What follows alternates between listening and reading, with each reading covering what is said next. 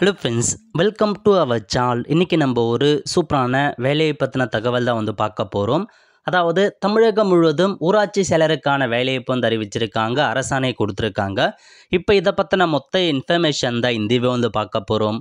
இந்த video skip பண்ணாமல் ஃபுல்லாக பாருங்கள். அது மட்டும் அல்ல, இந்த வீடியோ நிறைய பேருக்கு ஷேர் பண்ணுங்க. ஓகே, அதாவது ரூரல் டெவலப்மெண்ட் மற்றும் பஞ்சாயத்து ராஜ் துறையிலேருந்து 4/9/2025 அன்னைக்கு இந்த அரசாணையை வெளியிட்டிருக்காங்க.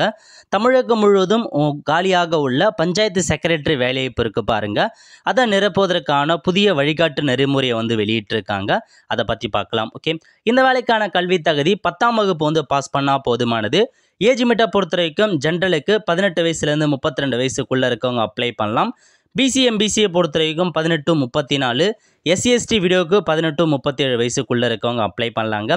இந்த வேலைக்கு எப்படி செலெக்ஷன் பண்ணுறாங்க அப்படின்னா, 10th மதிப்பெண் அடிப்படையில் செலெக்ஷன் பண்ணுறாங்க. அதாவது 10th 85%க்கான மதிப்பெண் எடுத்துக்கிறாங்க. இன்டர்வியூவில் 15%க்கான மதிப்பெண் எடுக்கிறாங்க.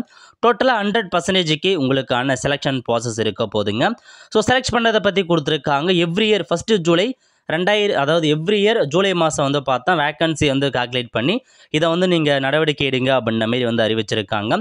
ரிசர்வேஷன் அடிப்படையில் தான் உங்களுக்கான நோட்டிஃபிகேஷன் இருக்கணும் அப்படின்றதையும் தெளிவாக கொடுத்துட்டாங்க.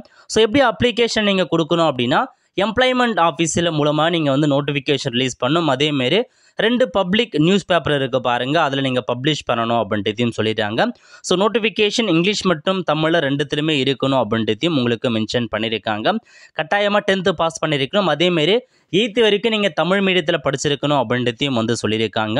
எப்படி செலெக்ஷன் பண்ணுறாங்க அப்படின்னா, ஆல்ரெடி பார்த்த மாதிரி தான் 10th மதிப்பெண்ணை வச்சு சைட் பண்ணுறாங்க, இன்டர்வியூ வச்சு சைட் பண்ணும் அப்படின்றதையும் உங்களுக்கு சொல்லிட்டாங்க.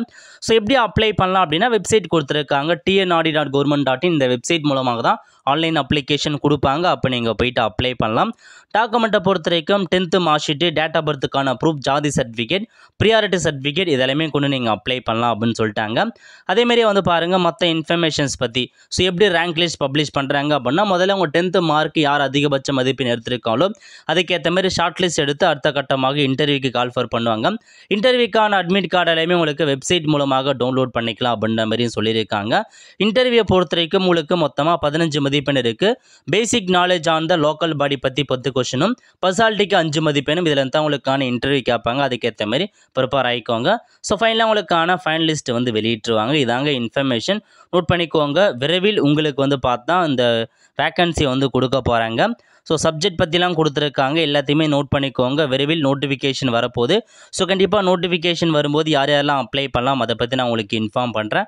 அதுக்கப்புறம் எப்படி அப்ளை பண்ணலாம், ஃபோட்டோ அப்லோட் பண்ணணும், சிக்னேச்சர் அப்லோட் பண்ணணும். ஃபீஸ் பொறுத்த வரைக்கும் எஸ்சிஎஸ்டிக்கு 50 ரூபா, மற்றவங்களுக்கு 100 ரூபாய் நீங்கள் இந்த ஜாப்க்கு பேமெண்ட் பண்ணுற மாதிரி இருக்கும். ஸோ டோட்டலாக தமிழகம் முழுக்க 1100க்கும் மேற்பட்ட வேக்கன்சி இருப்பதாக சொல்லியிருக்காங்க.